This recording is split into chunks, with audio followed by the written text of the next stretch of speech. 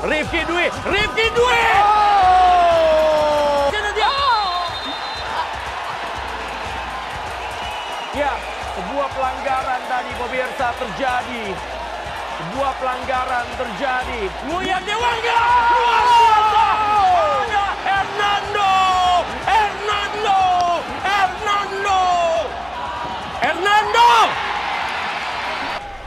Hernando bisa melakukan save yang gemilang ya. Ya, karena dia tidak membawa pemain terbaiknya. Dia meramu ini, mempersiapkan fisik. Kan latihannya kan bukan hanya teknik. Dia fisik, mental, terus cara pandang, mindsetnya itu berubah semua. Dia kalau dia tidak ambil tendangan itu, namanya tetap harum. Iya, harum, betul. Tapi dia ambil loh risiko itu. Pahlawan dia. Artinya apa? Memang dia orang petarung.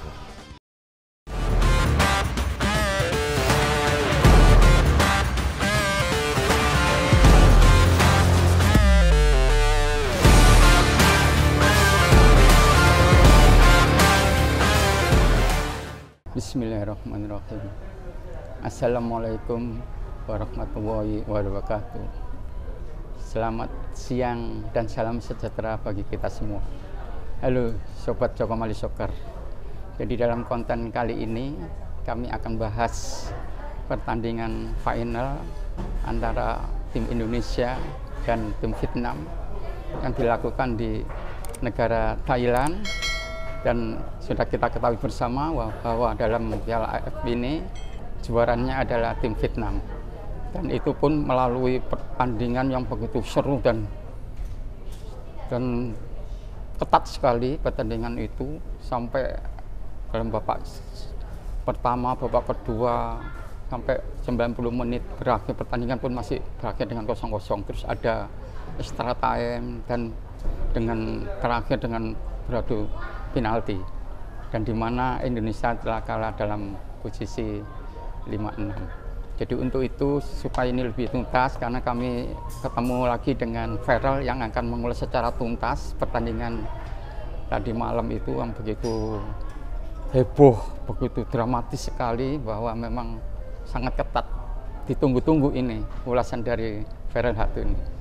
Oke, Feral Hatu, selamat siang. Selamat siang. Ya. Oke, silakan bagaimana pertandingan tadi malam, baik di babak pertama maupun babak kedua, maupun di extra time dan di adu penalti itu. Tolong dijelaskan. Terima kasih.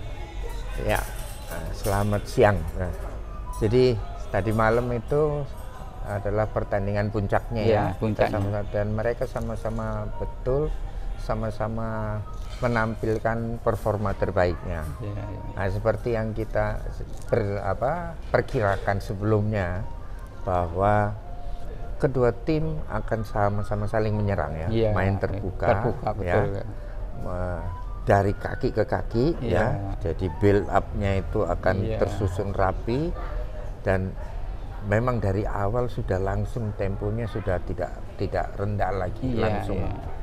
Jadi menarik untuk pertandingan final tadi malam itu, artinya kedua belah pihak saling terbuka juga menyerangnya ya. Betul, ya.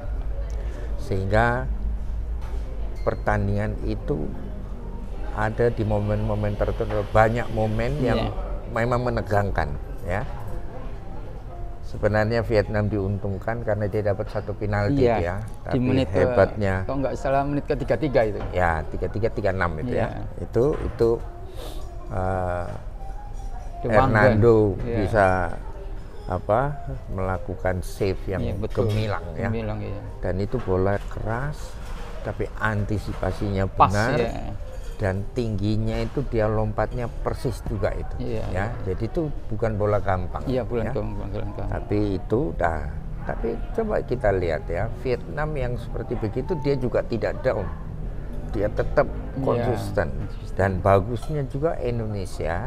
Nah ini artinya beginilah tim Indonesia itu ya. Pelatihnya itu memang betul-betul paham tentang karakter pemainnya semua ya. Jadi dia tidak pasang the winning team di starting 11 ya, karena dia sudah perkirakan bahwa ini feeling saya. ST sudah memperkirakan bahwa ini akan ketat sampai terakhir dan ada kemungkinan extra time. Ya. Makanya tidak yang the winning team dia pasang di depan. Pada saat lawan Thailand itu. Kenapa begitu? Di semifinal. Ya, karena dia tidak membawa pemain terbaiknya. Betul. Ya, jadi kalau ini dia lakukan, dia ini nanti bukan mau memenangkan pertempurannya itu, tapi dia mau menangkan perangnya, artinya winnernya itu dia mau, sehingga dia harus berstrategi. Salah satu ya yang saya bisa lihat, dia tidak pasang pemain-pemain utamanya itu di awal. Sama Kellis Royer. Nah, Kellis Royer dia tidak pasang. Nanti setelah ini baru itu dimasukkan ya. Nah, sehingga Vietnam juga akan kaget-kaget ya. Kok berubah? Dia tidak mengira ini kaget apa maksudnya ya. Nah, tapi itulah permainan ya. Jadi saya dalam hal ini saya salut sama pelatihnya STY dalam hal ini. Dia bisa membentuk tim ya, dia bangun tim ini dari nol, dia letakkan dasarnya, dan saya gembira ya bisa memunculkan bahwa pemain-pemain ini yang sebelumnya tidak ada nama, tidak diketahui, dan kita lihat begitu muncul mampu main 2 kali 45 ditambah lagi plus extra time 2 kali 15, konsisten. Iya, konsisten. Artinya Spartan gitu. Staminanya itu luar biasa. Bagus. Artinya mencukupi. Iya, sama dengan ini Vietnam kan itu. Ya, ini yang dibutuhkan oleh timnas Indonesia untuk memenangkan apapun pertandingannya, mau turnamen kayak mau kejuaraan, mau kompetisi apa. Ini sebenarnya satu itu dari segi stamina, dari segi fisiknya, badannya, ototnya jadi sekarang mereka ya. Semua pemain mungkin dia postur tubuhnya agak kecil, tapi ototnya kelihatan semua. Sudah jadi ya. Coba dibandingkan dengan Vietnam, kita tidak kalah. Nah, makanya duel-duel di lapangan tengah ya, duel-duel head to head duel itu kita sama kuat, tidak kalah dengan mereka, ya kan? Bahkan kita menang kecepatan. Malah saya lihat Vietnam itu lebih curang mainnya. Nah, karena dia kalah kecepatan, cara curang itu harus dia mainkan, kalau enggak ya lewat sudah, kan begitu. Nah, itu menandakan bahwa kita sebenarnya sudah di atas mereka sebenarnya. Di atas. Nah, tinggal dari segi fisiknya, mindsetnya ya, sikap mentalnya ini harus berubah. Kita bukan inferior lagi ya. Kalau lawan Vietnam, lawan Thailand tuh kita tidak di bawah, kita sudah sama, betul ya. Itu harus yakin dulu, siapapun pemain kita ya, siapapun. Jadi untuk era ini ke depan, saya kira 5 tahun ke depan ini harus begitu mindsetnya. Nah, tinggal bagaimana pelatih, karena nanti pelatih ini kan ya lain pelatih, lain seleranya gitu ya. Nah, kalau saya lihat tim ini sudah dibangun sedemikian rupa sehingga dia kehilangan 6-7 pemain utamanya pun terus belum yang cedera stabil.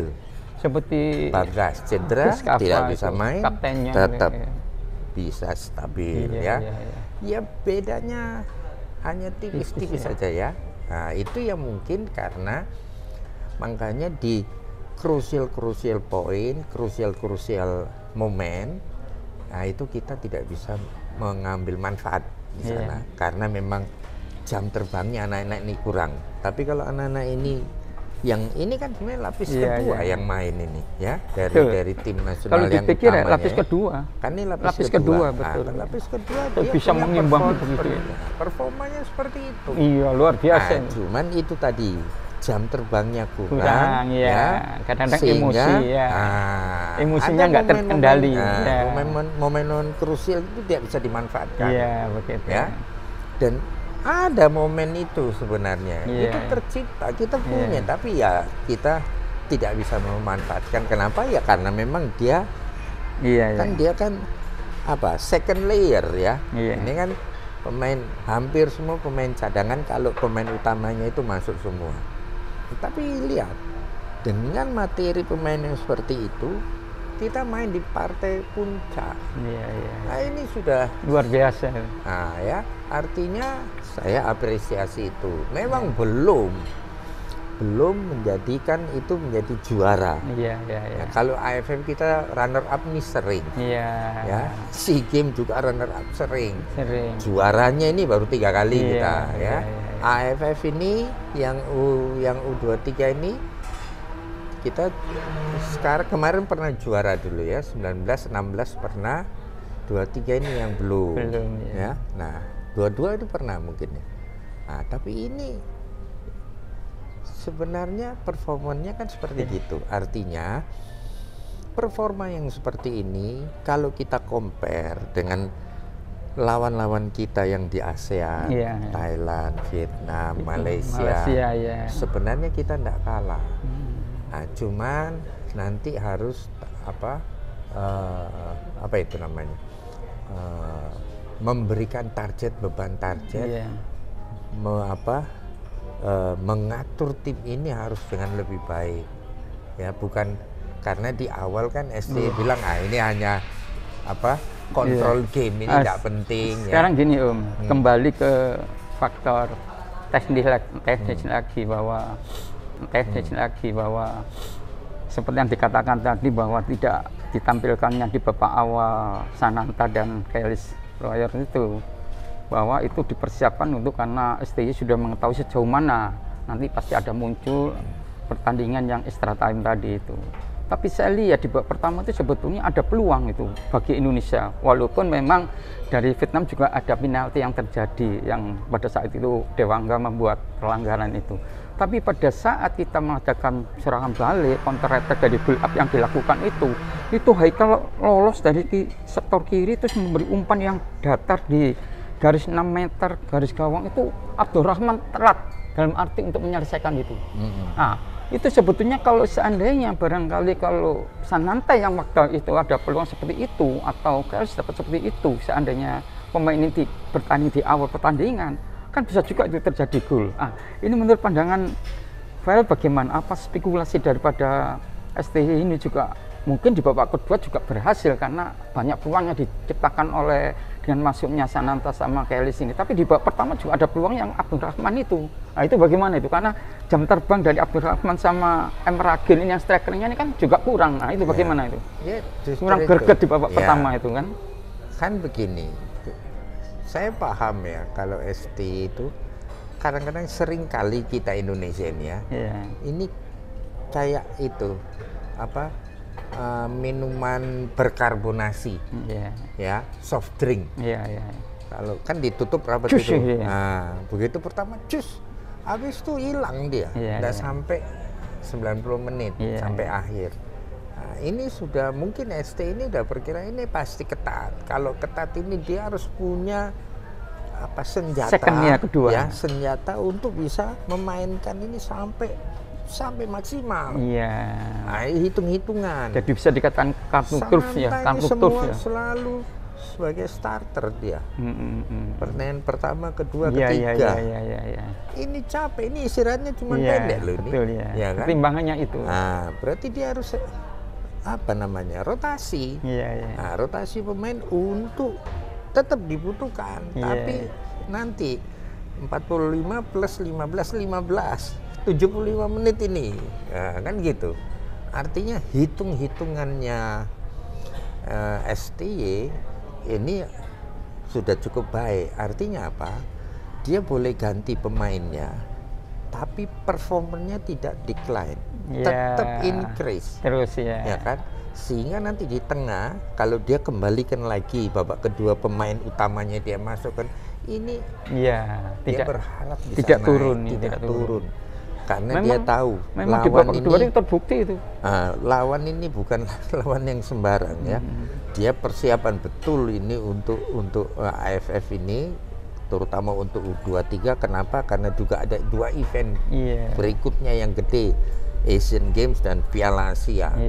Mereka juga persiapkan ini. Artinya lebih serius mereka, persiapan lebih baik daripada Indonesia. Tapi dengan Indonesia persiapannya yang tidak optimal, tidak maksimal begitu, bisa ngimbangin kok. Jadi sebenarnya kita bisa lihat bahwa faktor STY ini banyak membantu kita meningkatkan kualitas tim nasional. Padahal tim nasional itu tidak punya pemain.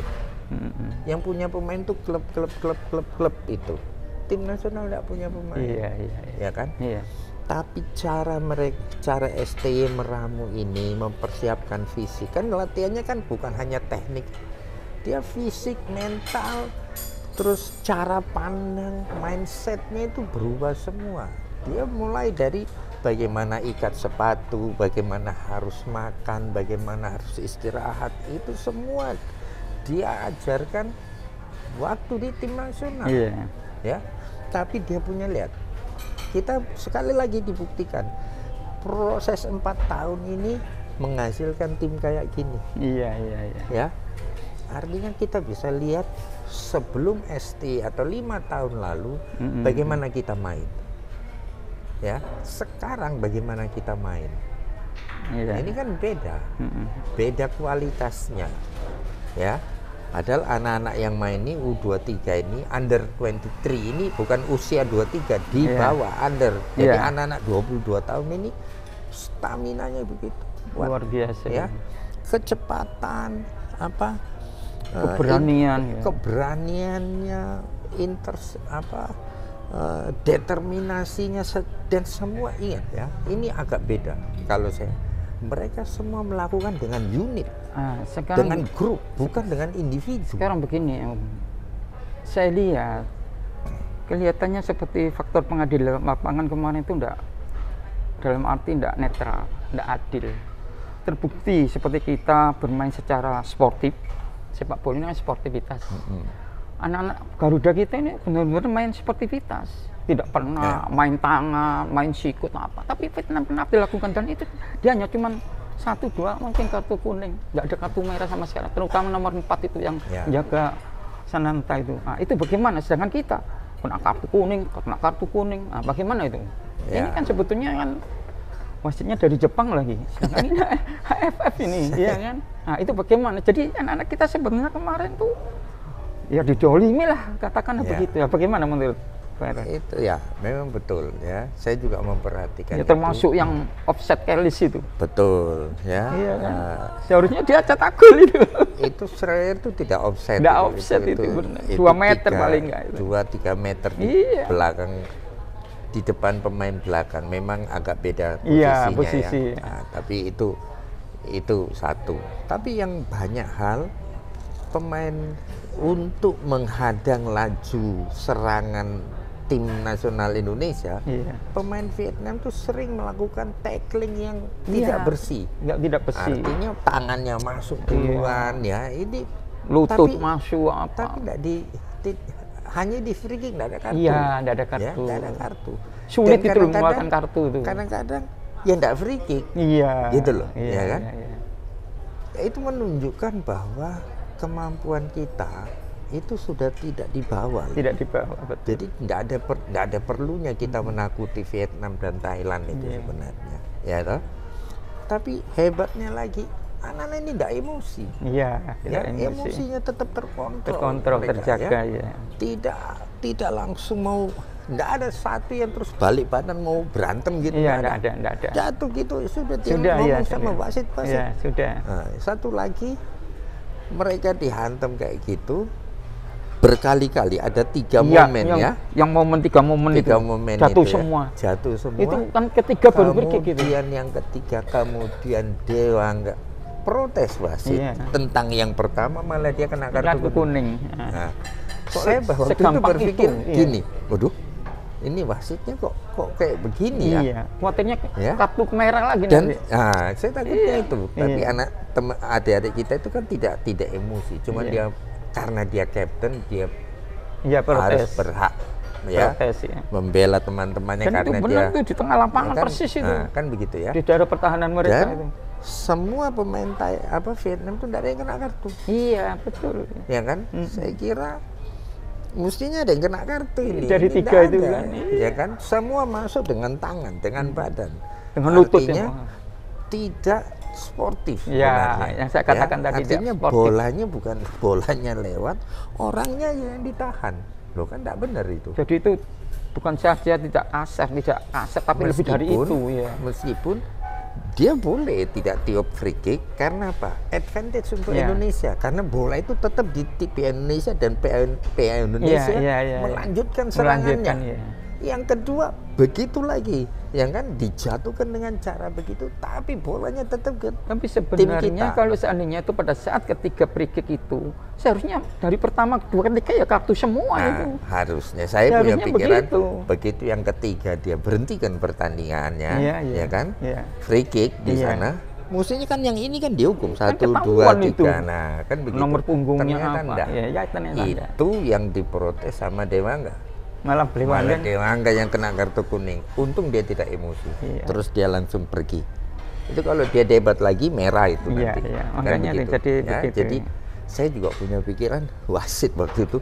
Ih gila, wasitnya ini berat sebelah ini ya. Apa ini kepentingannya? Karena ini wasit Jepang tuh tidak ada urusannya sama AFF. Ya kan? Harusnya dia netral, tapi ya bisa juga. Termasuk juga wasit cadangan yang ribut dengan STY itu kan juga begitu, dan STY tidak tactical area. Kalau dia mau teriak-teriak sampai kena kartu kuning itu bagaimana itu? Ya makanya itu kan yang saya bilang, kalau dia selama tidak keluar dari tactical area masalah, kan? Itu kan dia boleh teriak, ya kan? Sepanjang dia tidak teriakin wasit. Beda kalau dia teriakin wasit. Nah itu yang didengar oleh asisten wasit cadangannya itu. Nah itu baru dia dilaporkan. Gitu kena kartu kuning itu. Tapi protes ST itu kan karena free kick yang yang terjadi itu. Gitu loh. Ya itu yang dia minta keadilan.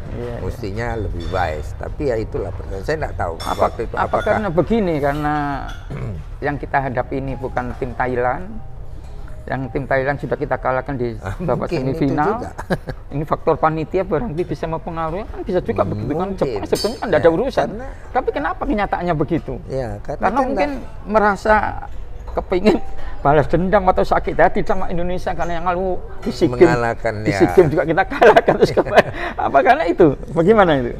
Ya itu mungkin saja terjadi, mungkin ya. Tapi memang sebenarnya ini kan kasat mata ya. Kasat mata. Kasat mata, dan kalau mau di replay juga itu kan jelas itu. Jelas. Dia masuk dengan tangan, dia masuk dengan badan, dia tidak ambil bola loh ya.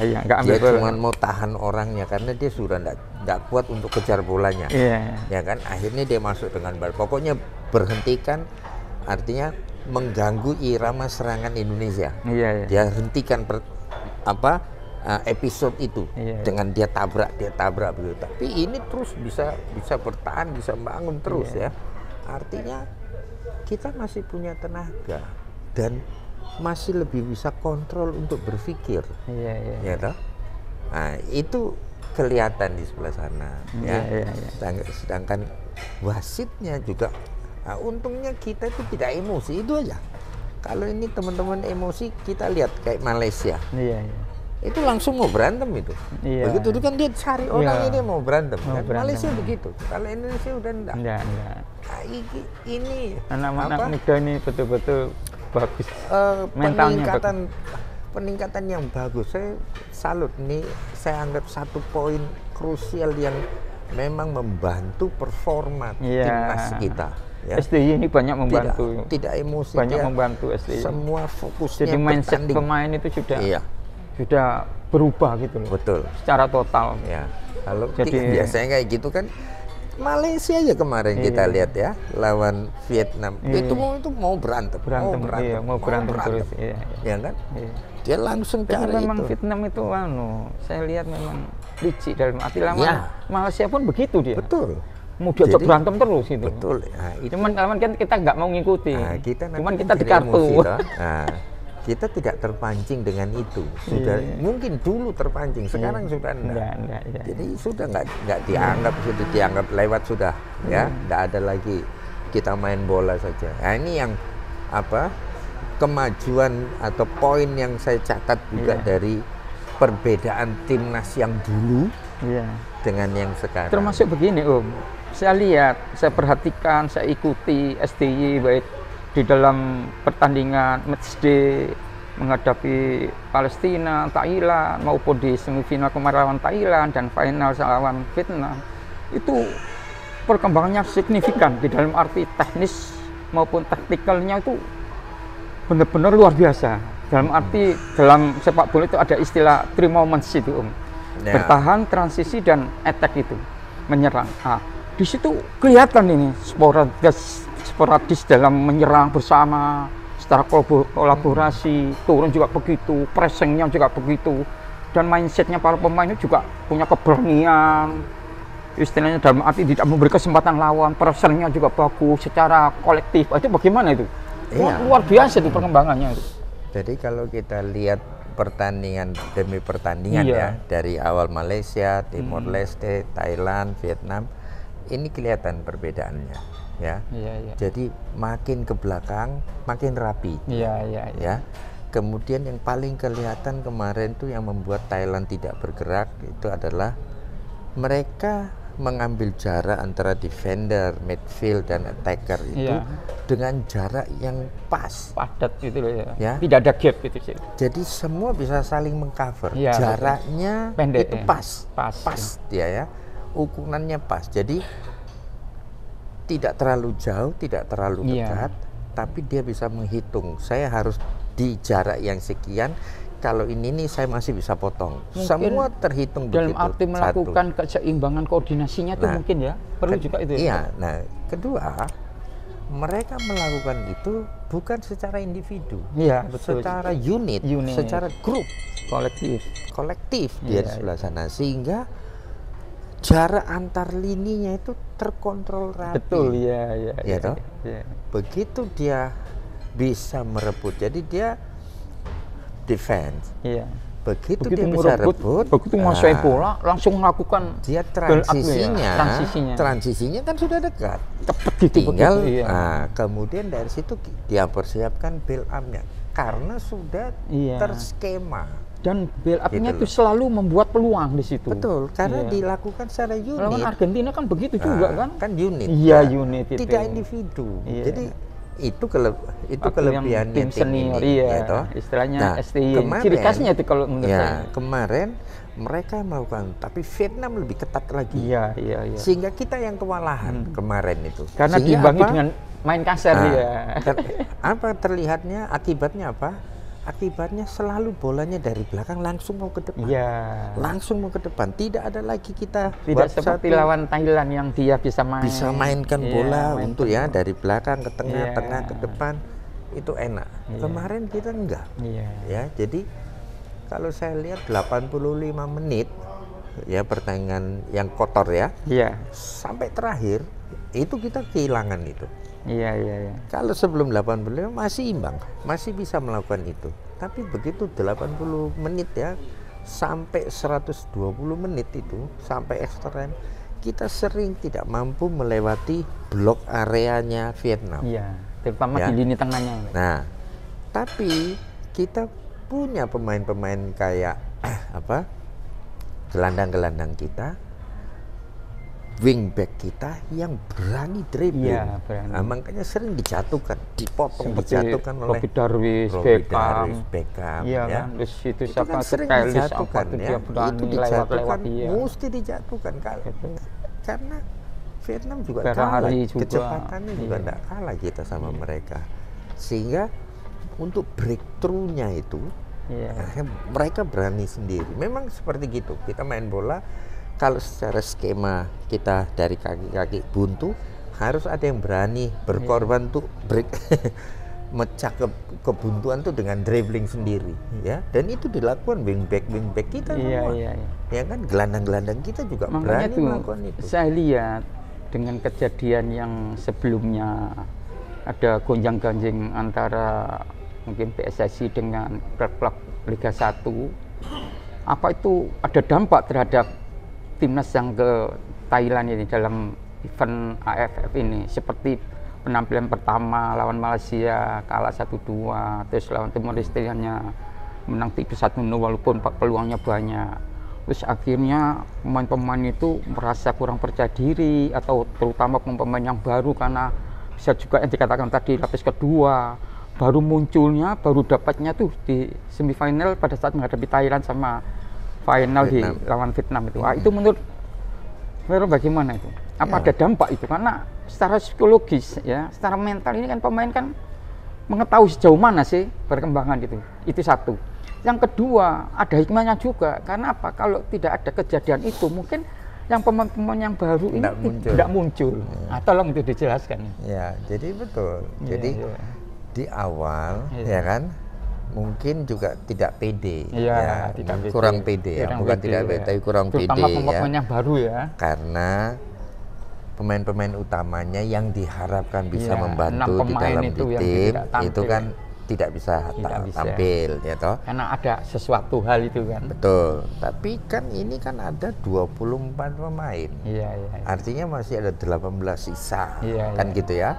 Nah, sisa ini yang harus dipakai ya, dioptimalkan untuk mengikuti turnamen kali ini. Harus ikut kan gitu, harus ikut. Oke. Ya, satu grup lah kita dengan Malaysia. Ya, itu belum pede dia. Tapi sebenarnya mereka sudah punya potensi. Kemampuannya sudah ada. Dan STY tahu itu. Betul, dia tahu, cuman ini perlu kan waktu, mudah.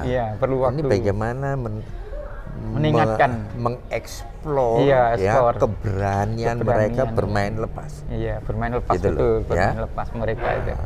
Percaya diri. Pertandingan pertama, kedua itu kan mereka juga takut. Karena pertandingan pertama kita kalah, harusnya menang. Harusnya menang. Ya toh? Ya karena ambil posisi kurang familiar itu yang dia artinya jam terbang kurang, dia membuat kesalahan langsung sendiri terlalu banyak. Langsung di event begitu kan, begitu ya. Kemudian yang kedua dia harus menang besar, tapi dia ternyata cuma bisa bikin peluangnya satu. Banyak itu. Peluang banyak kan tidak bikin. Sisi mental juga belum itu. Artinya dia kan punya potensi, cuman belum ketemu jalannya. Kan gitu. Tapi secara fisik secara pemikiran, mindset dia sudah siap sebenarnya. Dan itu STY tahu itu. Belum membuktikan. Belum ada ajang. Kemudian sampailah kita di semifinal. Nah, itu kan bisa kelihatan akhirnya sudah ini tidak ada yang enak pilihannya. Pilihannya kan Vietnam atau Thailand. Kan begitu ya pilihannya waktu itu. Kalau tidak ketemu Thailand, ketemu Vietnam kan gitu. Ya kan? Oke, ternyata ketemu Thailand. Ya sudah. Mereka main lepas. Main lepas ternyata lawannya juga tidak siap. Kalau memang betul-betul peak performance-nya itu. Ya kan? Nah, sekarang setelah bisa melewati itu, dia lawan Vietnam. Nggak berubah sebenarnya performance-nya. Cuman lawannya tekanannya lebih berat daripada yang Thailand, yang sekarang Vietnam. Kalau kemarin saya lihat ya, itu yang membuat kurang mulus build up-nya ya. Transisi terus build up itu kurang mulus. Tapi untuk defend bagus. Ini sudah kesalahan-kesalahan ambil posisi seperti yang lawan Malaysia itu sudah jauh menurun. Artinya banyak progres di sana, banyak perbaikan di sebelah sana. Nah, sehingga tim ini performanya juga bisa ngangkat. Nah, karena performanya ngangkat, kepercayaan diri pemain itu menjadi tumbuh. Nah, dalam tumbuh itu mereka bisa mengeluarkan semuanya. Dan ingat, Thailand atau Vietnam tidak bisa memperkirakan karena anak ini tidak pernah main dulu di sini, cadangan ini, kan gitu. Anak ini cadangan, tidak ada, mereka tidak punya filmnya. Kalau dia Marcelino, terus tahu semua, Rido, yang sering tampil tahu. Kalau ini tidak ada filmnya, tidak ngerti. Sedangkan mereka kita punya semua, kan begitu kan? Nah, itu bedanya di situ. Jadi ada keuntungannya di situ. Betul.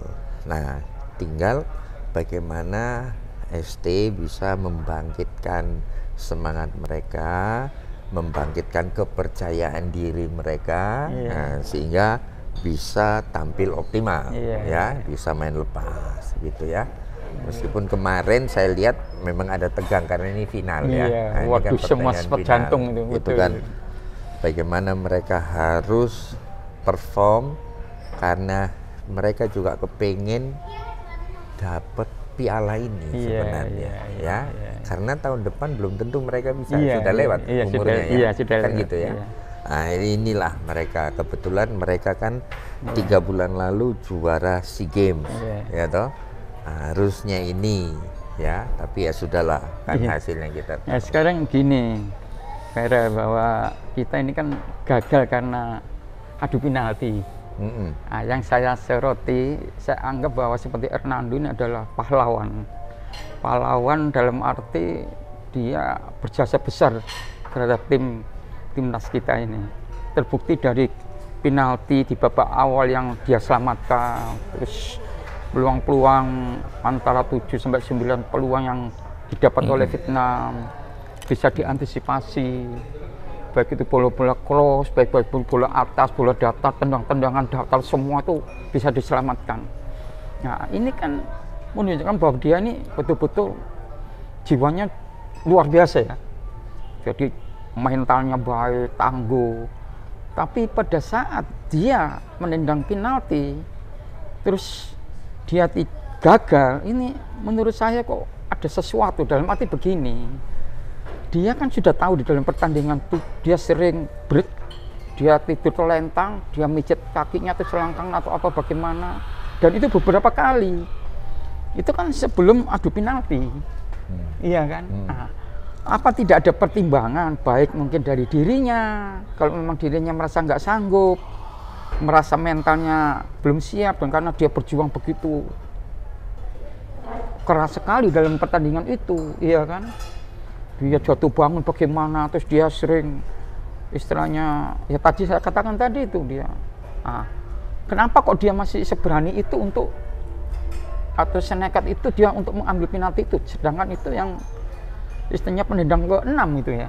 Nah, bagaimana itu menurut Veroni? Ini anak ini kan apa karena betul-betul ingin, karena mungkin karena pemain yang lain nggak ada yang berani, atau bagaimana, atau mungkin dia sudah komitmen dari awal, atau bagaimana? Coba diceritakan ya. Ini cukup menarik ini, tunggu ini sama masyarakat. Iya, jadi ini ngomong pengalaman kita ya, dan ini di tim nasional. Kalau kita sampai di titik yang kayak gitu, final dan adu penalti, itu biasanya kita sudah bersepakat. Dari latihan-latihan sudah seluruh tim sudah sepakat, pelatih dan pemain ya. Siapa yang pertama, siapa yang kedua, siapa yang ketiga, keempat, kelima, keenam, ketujuh, terus sampai 11 itu. Mungkin dalam persiapan prepare-nya juga mungkin sudah ditentukan Itu dalam latihan preparing itu, dalam latihan itu akhirnya menentukan siapa ranking 1 yang paling tenang biasanya ya. Itu yang kedua, kapten, ya, terbukti kapten Dewangga kan? Itu ya. Kan begitu ya. Selalu itu. Karena nomor 1 ini pembuka. Ini kalau gagal, ini bisa kacau semua ini. Terpengaruh yang lainnya. Terpengaruh. Ya, jadi mereka sudah atur itu. Tapi kalau nanti setelah kejadian harus adu penalti, itu kadang-kadang di dalam pertandingan itu, dalam waktu itu, ada 1-2 pemain atau 1 pemain itu nggak tahu yang nomor berapa itu merasa, aku kok nggak srek ya. Ada keraguan. Dia bisa membatalkan itu. Biasanya kalau kayak gitu, kalau dia berani, dia bilang, oh sorry, aku nggak enak. Saya nggak enak, sorry, aku mundur aja dulu. Atau jangan saya nomor 3. Itu bisa itu. Nah, bisa. Aku nanti yang terakhir saja ya. Berarti yang nomor 4 maju ke nomor 3, kan begitu terus ya, kesepakatan. Nah itu sudah sepakat. Tapi biasanya kalau kayak gitu kan 1, 2, 3, 4, 5 itu sudah ditentukan duluan. Makanya 5 itu firm. Nah yang ke-6 sekarang. Ke-6 itu sudden death toh. Sudden death. Tidak sampai 5, tidak sampai 10 toh. Siapa yang tidak masuk itu selesai. Nah sudden death. Nah sudden death ini dari seleksi itu, ya itu dia. Kebetulan Hernando. Saya pribadi menilai ya, Hernando ini tipe petarung. Ini orang petarung ini, ya. Dan dia jiwa apa ya, leadershipnya ada, tanggung jawabnya besar. Dia sudah bilang bahwa saya nomor 6, oke, aku ambil. Meskipun dia ada risiko, karena dia kan ada apa cedera ringan ya, waktu dalam permainan kan dia pegang-pegang pahanya gitu ya, minta ada apa. Tapi dia tetap punya tekad. Tapi ini ya itu karakter. Nah ini jiwa-jiwa atau karakter petarung seperti ini itu yang kita butuhkan dalam tim sebenarnya. Gitu loh. Tidak mundur dengan situasi. Ini ada risiko. Iya. Dia kalau dia tidak ambil tendangan itu, namanya tetap harum dia. Iya, harum, betul. Tapi dia ambil loh risiko itu. Pahlawan dia. Artinya apa? Memang dia orang petarung. Ini mental bertandingnya memang yang tidak perlu diragukan. Dia masih muda. Masih muda. Kedepannya dia. Ya, ini pengalaman bagi dia. Ya, ini harus dia evaluasi. Ya, dan lihat ekspresinya setelah gagal. Dan tadi kan masih ada dia menyesal dalam hati, tapi dia tegar. Ya sudah, ini aku yang salah. Terus oke, aku evaluasi ke depannya. Saya akan saya baca pikirannya, ini orang hebat, ini pemain hebat anak ini, ya. Jadi dia berani ambil risiko. Bagaimana dalam tekanan ini, penonton, situasi, harapan masyarakat Indonesia. Iya. Nah, tapi harus ambil. Dia kalau mau ada orang mental tidak bagus, aku tidak jadi. Iya, nggak jadi. Kamu aja, bisa dia begitu bisa. Tahu aku sudah blok 5 ini. Iya. Pelatihnya bilang, udah angkat tangan saya, ganti aja. Ganti. Bisa. Ya, bisa. Tapi dia tidak mau. Dia ambil risiko. Dan pelatih juga begitu, sesuai komitmen tadi. Iya. Ya, jadi pelatih tidak bisa disalahkan dalam hal ini. Tidak ada yang salah. Iya, tidak ada yang salah. Dalam hal ini tidak ada yang salah. Ya, semua on the track. Ya, memang kalau sudah kayak begini ya sudah itu. Nah, sekarang begini, adu penalti ini kan yang pertama faktor kesiapan mental. Yang kedua mungkin daya tahan dalam arti mungkin dia secara fisik, ya kan. Terus yang ketiga faktor laki itu keberuntungan. Betul. Nah, bagaimana itu? Iya. Jadi begini, kalau tendangan penalti itu kan kita apa itu ya? Pemain dunia aja pernah tidak masuk. Iya, artinya saya harus mengalahkan pikiran lawan. Kalau saya penendang, saya harus mengalahkan kiper. Kiper tuh juga gitu. Aku harus bisa membaca pikirannya penendang ini, mengalahkan pikirannya itu. Kira-kira kemana? Makanya antisipasi. Sini juga antisipasi kan yang nendang. Kira-kira dia ke sana atau ke sana, kan begitu. Itu kuat-kuatan sebenarnya di sebelah sana. Ya, jadi kalau pemainnya itu tidak berani natap, tidak berani, tidak yakin gitu dengan itu ragu-ragu. Itu bisa nendang tanah kok itu. Saya pernah pengalaman waktu SEA Games 79 di Jakarta. Antara Indonesia menghadapi, kalau nggak salah waktu itu di semifinal melawan Malaysia.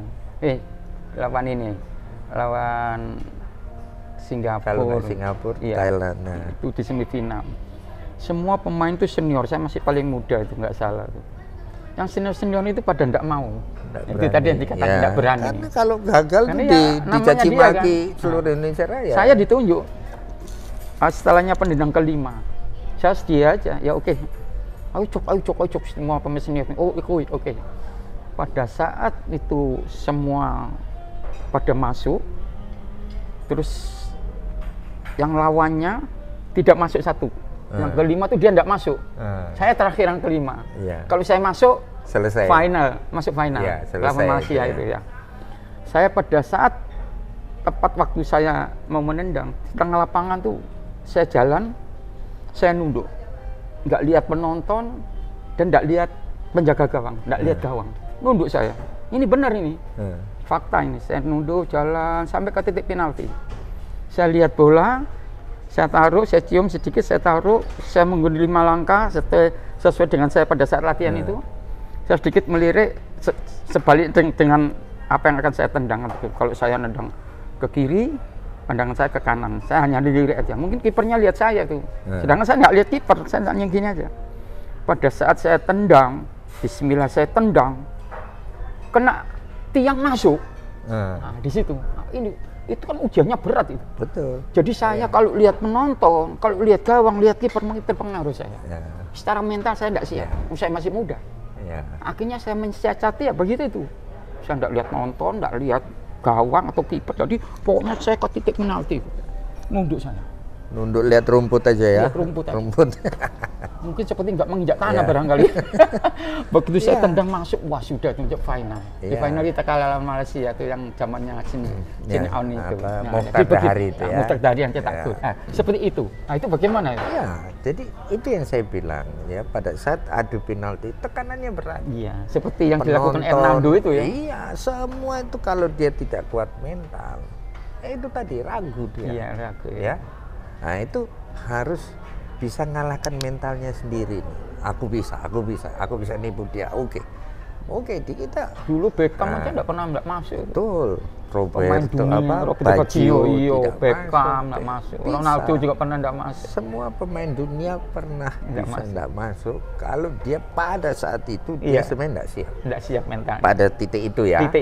Mungkin 10 menit sebelumnya dia siap, 5 menit sebelumnya, tapi pada saat itu dia selesai dia. Karena begitu. Itu kan adu apa ya? Ya tadi yang dikatakan itu. Iya, itu mental tadi. Bagaimana mentalnya kiper membaca pikiran kita. Iya. Dia tahu kalau kita grogi, dia tahu. Kita pun begitu. Saya tahu kalau dia grogi itu, ini grogi nih. Ya kan? Kita cuman tunggu saja, dia pasti lompat duluan. Nah, kan begitu ya, reaksi duluan gitu maksudnya. Nah, ini yang Hernando itu. Kalau Hernando mau mentalnya dia seolah-olah ya, dia bisa tolak kok, namanya itu baik dan akan terus baik. Tapi kalau kayak gini dia tercatat sampai kapan, sampai dia selesai. Ini Hernando dulu pernah tendang penalti tidak masuk, kita tidak jadi juara ini gara-gara ini. Tapi dia ambil risiko itu. Itu top ya. Itu saya suka pemainnya. Artinya apa? Ini pemain punya karakter. Main bola itu kalah menang, so what? Ya kan? Ya satu kali dia sudah bikin bagaimana penyelamatannya. Jadi kalau mau dibilang 0 sampai 120 menit hebat dia. Tambah lagi sebenarnya di penalti, adu penalti yang 5 sama-sama masuk itu, dia 4. Dia dapat itu arahnya. Hanya satu tidak yang keliru. Berarti dia kan hebat. Sebetulnya tuh kalau bola nanggung tendangannya di atas ya. Kebetulan itu. Itu faktor keberuntungan itu. Tapi dia bisa baca. Beda dengan Vietnam, bola balik ketipu kipernya kan. Hanya satu kali dia bisa. Ya itu tendangannya Hernando sama ada 2.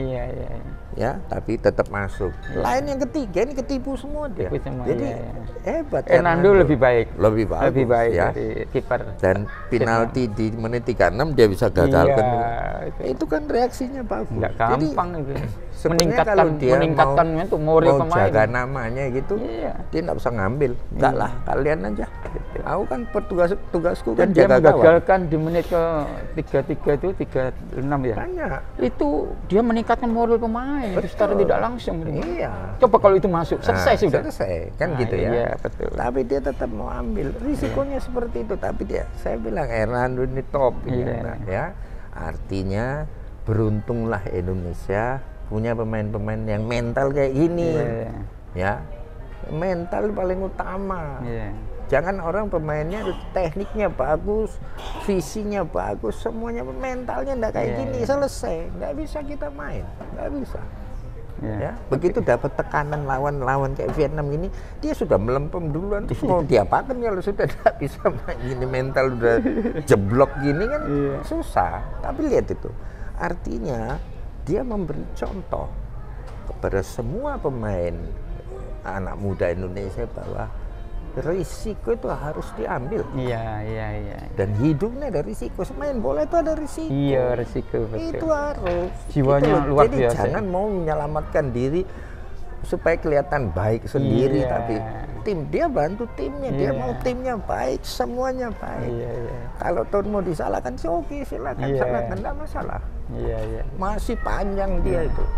Ini yang Hernando. Nah sekarang gini Ini closing statement sekalian yang tadi belum dijawab itu tentang yang dari gonjang-ganjing timnas PSSI selama sama dengan klub Liga 1 itu karena pemainnya tidak dilepas. Itu kita tidak cari siapa yang salah, siapa yang benar.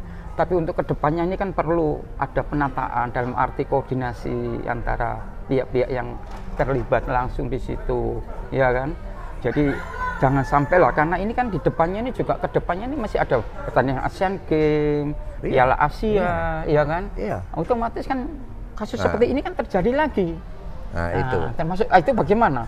Jadi supaya apa ya? Supaya kedepannya ini paling tidak kita duduk satu meja lah, berunding, ya kan, bermusyawarah, bermufakat, agar ini kan sebetulnya malu-maluin ini, iya kan, malu loh kita ini, sebagai mantan pemain, kok federasi bisa ribut sama klub, sama pelatih klub, kan sebetulnya ini nggak lazim gitu loh, nggak lazim ini.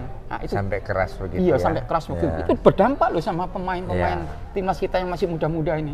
Nah, tolong untuk kedepannya supaya nggak terulang lagi gitu loh. Ya, artinya begini, ya, tidak bagi saya ya. Memang ini krusial, ini bertolak belakang. Kalau yang satu jalan, satu mesti mandek. Ya toh, kalau kompetisi yang mau dijalankan dia mah, ya berarti tidak pakai lah. Timnas tidak bisa pakai. Kan itu apa namanya constraint-nya, ya itu handicap-nya. Tidak similar. Terus, gitu ya. Nah, bagaimana sinkronkan itu? Ya pasti harus ada kompromi. Bagaimana kompromi? Ya bicara. Iya, komunikasi. Ya saya katakan satu meja tadi itu. Kan begitu. Nggak ada yang nggak bisa diselesaikan. Gitu loh. Tinggal kita mau target apa. Nah, disitulah susahnya itu begini.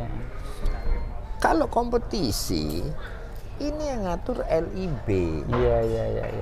LIB itu di bawah sendiri, tapi di bawah PSSI. Dia bukan sejajar. Ini kan kelihatan kalau dianggap sejajar. Gitu loh, ya kan? Sehingga untuk kepentingan timnas, ini harus ada toleransinya. Seberapa elastis toleransinya, itu kita bisa bicara.